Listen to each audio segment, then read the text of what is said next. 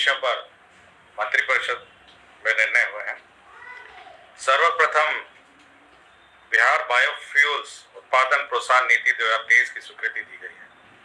इसके अंतर्गत जो राज्य में बायोफ्यूल्स है, विशेषकर जो फीड स्टॉक से कंप्रेस्ड नेचुरल गैस बनता है, बायोगैस से बनता है, और जितने अन्य बायोलॉजिकल मटेरियल है जो उत्पादन होते हैं, उससे जो गैस बनती है, उसका कंप्रेस्ड गैस का उत्पादन जो है, उसके यूनिट्स पर अनुदान इस नीति के अंतर्गत मिलेगी। इसमें 15% है कैपिटल सब्सिडी और अधिकतम 5 करोड़ है, और महिला, अनुसूचित जाति, अति पिछड़ा के लिए 15.75, अधिकतम 5.25। तो इस नीति के अंतर्गत सभी को जो 2016 की औद्योगिक प्रोत्साहन नीति है, उसके अंतर्गत अनुदान दिया जाएगा। तो इस नीति का आज स्वीकृति दी गई है। दूसरा है, आपको जानकारी होगी कि जो राज्य में वस्त्र एवं चर्म नीति है 2022, उसका जो आवेदन लेने का कार्यकाल है वो 1 साल ही था, उसको और 1 साल एक्सटेंड कर दिया गया है, अर्थात 2024 तक अब इसके आवेदन पत्र 30 जून 2024 तक इसके आवेदन लिए जाएंगे। तो यह एक्सटेंशन इस पॉलिसी के अंतर्गत दिया गया है। पहले था कि 1 ही साल आवेदन पत्र प्राप्त करेंगे, लेकिन 30 जून 2024 तक अब आवेदन लिए जा सकेंगे।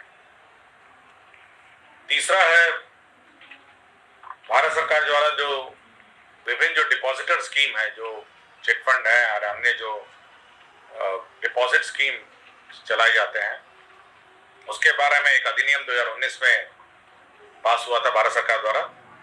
उसकी नियमावली बिहार सरकार ने अपने बिहार अविनियमित निष्पक्ष स्कीम पाबंदी नियमावली 2023 लागू की है। इस नियम के अंतर्गत कॉम्पिटेंट अथॉरिटी राज्य सरकार तय करेगी इस प्रकार के जो डिपॉजिटर हैं, जो डिपॉजिट स्कीम चलाते हैं, उनका जांच करना, उनका ऑडिट करना, और साथ ही साथ यदि कोई अनियमितता पाई जाती है उन पर कार्रवाई करना, और इतना ही नहीं, उनकी जो संपत्ति जब्त करना, बेचना, ये सारी प्रक्रिया इस नियमावली के अंतर्गत अब निर्धारित की जाएगी। तो क्षेत्र में जो छोटे छोटे डिपॉजिट स्कीम चलाए जाते हैं और विभिन्न कंपनियों द्वारा, उन्हीं पर कार्रवाई के लिए यह नियमावली बिहार में भी अब लागू की गई है। विधि विभाग द्वारा एक प्रस्ताव लाया गया था, बिहार विधि पदाधिकारी वचनबद्धता नियमावली 2023। इसमें राज्य में जितने भी हमारे न्यायालय में हैं, उसमें जितने भी हमारे जो वकील हैं, विभिन्न प्रकार के वकील हैं, जिसमें लोक अभियोजक हैं, सरकारी प्लीडर हैं, अपर लोक अभियोजक हैं, अपर सरकारी प्लीडर हैं, अपर महाअधिवक्ता है, स्थायी विधिक सलाहकार है, अपर स्थायी विधिक सलाहकार हैं, इन सबका चयन की प्रक्रिया निर्धारित की गई है कि किस प्रकार चयन होगा। इस सभी में विभिन्न स्तरों से अनुशंसा प्राप्त होंगी, और साथ ही साथ जो जिला स्तरीय अधिवक्ता हैं, उनका जिला और डिस्ट्रिक्ट जज के कंसल्टेशन से पैनल का अनुशंसा होगी, और साथ ही साथ एक चयन समिति राज्य स्तर पर होगी, जो एडवोकेट जनरल की अध्यक्षता में एक चयन समिति होगी। इस चयन समिति के अन्य सदस्य लॉ सेक्रेटरी होंगे, और साथ ही साथ इन पे और विधि विभाग के विशेष सचिव या संघ सचिव होंगे। तो ये सभी इस अधिवक्ताओं का लिस्ट स्क्रूटनी करेंगे, चयन करेंगे, और साथ ही साथ फिर विधि विभाग के माध्यम से राज्य सरकार को अनुमोदन प्राप्त किया जाएगा। इसमें सभी प्रकार के नियमावली में सभी प्रकार किस प्रकार चयन होगा, किस प्रकार उनको हटाए जा सकेंगे, उनको उनके वह क्या कार्य कर सकेंगे, क्या नहीं कर सकेंगे, जैसे प्राइवेट व्यक्तियों का केस लड़ पाएंगे, नहीं लड़ पाएंगे, किस परिस्थिति में लड़ पाएंगे। तो पूरी जो व्यवस्था है सरकारी वकीलों की, उसके बारे में विवरणी इस नियमावली में आज स्वीकृति हुई है, बिहार विधि पदाधिकारी वचनबद्धता नियमावली 2023। तो अब से जितने भी सरकारी वकील हैं, विभिन्न स्तर के, विभिन्न प्रकार के, सुप्रीम कोर्ट में, माननीय उच्च न्यायालय में और जिला में, ये सभी अब इस नियमावली के अंतर्गत अब चयनित होंगे। तो यह एक महत्वपूर्ण नियमावली है जो वकीलों के और लॉयर्स के, एडवोकेट्स के नियुक्ति का। स्वास्थ्य विभाग का एक प्रस्ताव था, विदेश आयुर्विज्ञान स्नातक फॉरेन मेडिकल ग्रेजुएट्स राष्ट्रीय आयुर्विज्ञान आयोग नई दिल्ली के दिशा निर्देशों के आलोक में राज्य चिकित्सा परिषद स्टेट मेडिकल काउंसिल में निबंधन के क्रम में इंटर्नशिप हेतु राज्य में के चिकित्सा महाविद्यालय एवं अस्पतालों में इंटर्नशिप की सुविधा देने।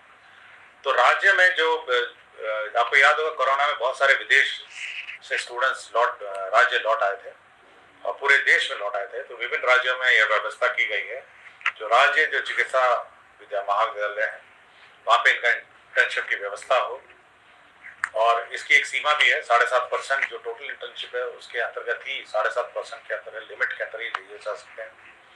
कोई भी व्यक्ति इंटर्न से पैसा नहीं लेगा जो मेडिकल कॉलेजेस हैं और राज्य सरकार अपने कॉलेजेस में जो विभिन्न इंटर्न्स को पैसा देती थी मानदेय जो है वह इनको भी दिया होगा। तो एक महत्वपूर्ण निर्णय है जो अन्य देशों से जो कोरोना काल में वापस हमारे मेडिकल ग्रेजुएट्स देश आगे थे उनके लिए ये व्यवस्था की गई है। 3 पद सृजन के प्रस्ताव हैं जैसे वित्त विभाग में राष्ट्रीय बचत कार्यालय में जो आशुटंक के पद हैं उनको 6 पद को प्रत्यापित करके 8 आशुलिपिक के 2 पद को समायोजित करते हुए पद सृजन का प्रस्ताव है। फिर बिहार वास्तविक सेवा नियमावली 2014 में संशोधन किया गया है, उनकी नियुक्ति प्रक्रिया में संशोधन किया है। जो कॉन्ट्रैक्ट संविदा पे कार्यरत थे ये जो वास्तविक थे उनको 25% का वेटेज का प्रावधान किया गया है। भवन निर्माण विभाग लिमिटेड के अंतर्गत 5 पदों का सृजन है और आशुलिपिक के अनावश्यक 53 पदों को विलंबित किया गया। तो 3 विभाग के पद सृजन है और नियमावली में आपके फॉरेन मेडिकल ग्रेजुएट्स के इंटर्नशिप का है। बिहार विधि पदाधिकारी के वचनबद्धता नियमावली यह एक नियमावली है। बिहार में जो छोटे छोटे डिपॉजिट स्कीम है उसकी नियमावली है और चर्म नीति और वस्त्र नीति जो है उसका एक्सटेंशन है और बिहार बायोफ्यूल्स प्रोत्साहन नीति